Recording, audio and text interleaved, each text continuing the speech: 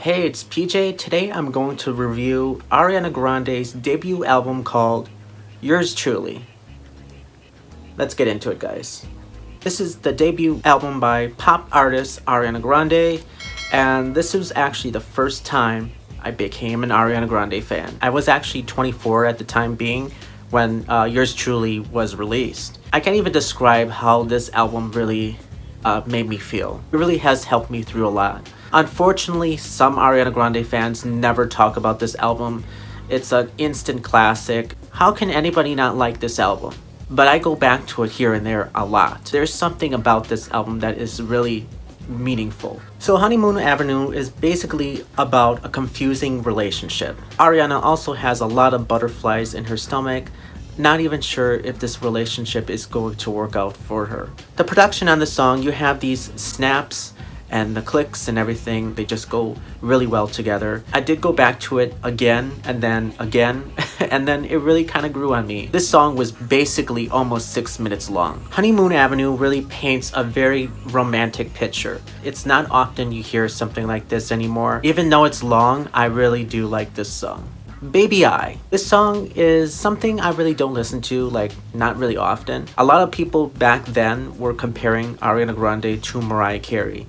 Basically, she was in her Mariah Carey phase here. You could tell by this whole production on this album that it had a lot of Mariah Carey, something you would hear off of Rainbow. The music video for Baby I really gives me a lot of the throwback of the 1990s. Ariana Grande became my celebrity crush after I saw the Baby I music video. She's very beautiful and she's still beautiful till this day. I don't blame any guys having a huge crush on her, especially some girls too. How can you not? That's Ariana Grande. I was only 24 years old here. I mean, come on. I'm just saying. I don't know why I really don't go back to Baby I really can't put my finger right on it.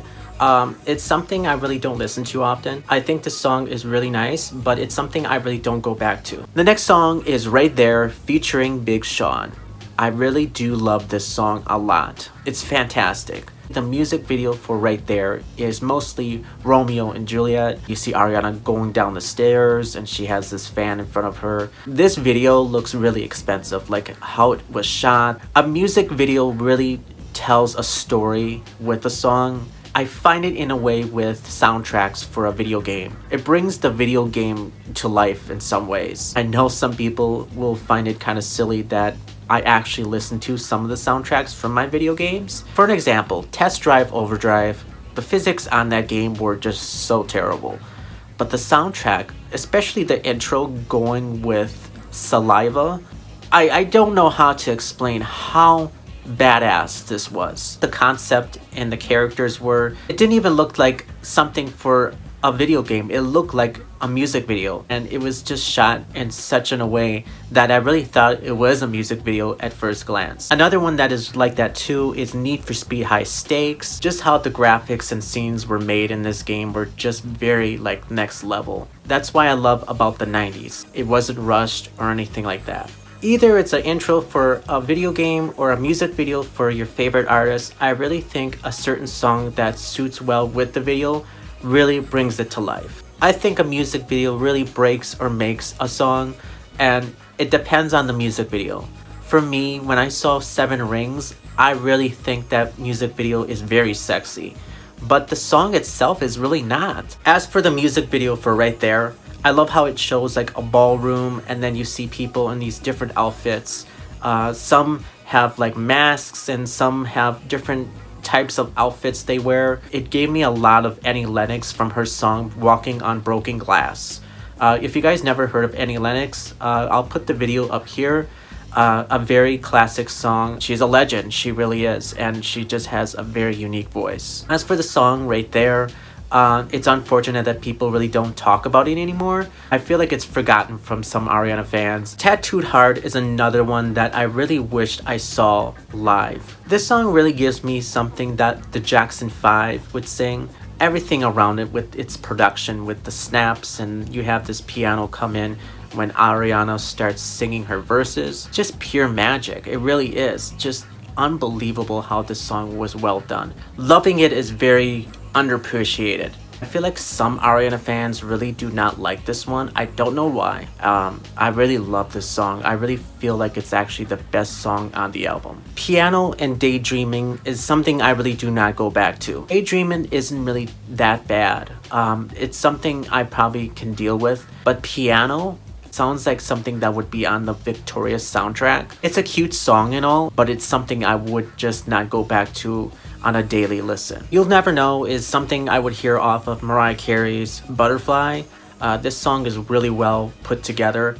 Ariana's vocals really sound just amazing. How can you not like this song? Just saying. The first single, The Way, was actually the first song I heard from Ariana Grande. The song itself sold over 3 million copies in the US. It also features Mac Miller. So this was actually the first time I discovered Mac Miller through Ariana Grande. I didn't know anything about Mac Miller at the time being because he never was on radio. Him being on Ariana Grande's album was very interesting. It's something I did not expect. This song was actually going to be made for Jordin Sparks. Unfortunately, her label didn't think it was actually a good fit for her. It would have been interesting to see if Jordin Sparks took The Way instead of Ariana Grande, but it depends if this song would have charted. That's the question. As for the song itself, I do like this song, but it's not actually my favorite off the album, but it's a very iconic song in so many ways. Almost Is Never Enough. This song really is something I really do not listen to. I'm not really a fan of ballads, but I do understand why some Ariana fans really connect to this song. Nathan Skies and Ariana Grande really sound really good together. You get this very nice piano in this song, and it's just very heavenly. I understand why some Ariana fans are really connected to this song. As for me, it's something I really do not go back to. Popular Song with Mika. This song is something I do not listen to at all. It's not even on my playlist. The chorus really reminds me of something like Maroon 5. I think I heard it was actually from a Broadway or something like that. I can see why Ariana may like this song. It kind of goes back to those days when she was actually doing Broadway. It's not the best song on the album. I find it a bit weak, just not really memorable. We come to the final song on this album to close out the album, and that is Better Left Unsaid. What a way to end an album, and not in a really good way. It started out with such a beautiful melody. Then moments later, all of a sudden it goes into this EDM. I just don't like this song at all on this album. I really think it's actually the worst song off Yours Truly. I really think it should have been switched up with Almost Is Never Enough. I think that song could have been a much better choice to close out the album than Better Left Unsaid. In conclusion, I really think Yours Truly is a masterpiece. Very unfortunate that I have lost count on how many Ariana fans will say this is not really their favorite album. The other songs that didn't make the final cut on Yours Truly are Voodoo Love, Pink Champagne, and Boyfriend Material. I really like Voodoo Love, but it's something that I really don't go back to that much. As for the lyrics themselves on this song, I really cannot help but laugh at them. The song itself, I think it's mainly about her being in love with this person and she really can't let them go. I can see why it really didn't make the final cut of the album. This album really has helped me through a lot, and I know there's a lot of people out there that really have a certain artist that they really follow and look up to. And Ariana Grande is that person that I really love just listening to, and she really has helped me through so much. I had a friendship for 4 years, and it really actually broke me down to the point that I really didn't know what to do. And Ariana kind of really helped me go through that situation. When I go back at it now, I think to myself, Ariana has grown so much, and she really discovered on what direction she wanted to go to next. And I love how Ariana was not shy to go into a different direction and find new sounds and find a new way to be taken seriously. The album art for this album is very beautiful. It really goes back in the 1960s. When you open up the little booklet, you also have some pictures of Ariana inside. So I give this album a 7.1 out of 10. I think this album is really creative in its own way. The production is just really well put together. Love to hear your top 3 songs, and mine are Loving It, Right There, and You'll Never Know. I feel like people do not pay attention to them and give them any recognition they deserve. If you guys want to see more Ariana Grande related videos or have anything that you suggest, just let me know. Anyway, I hope you guys are well and take care.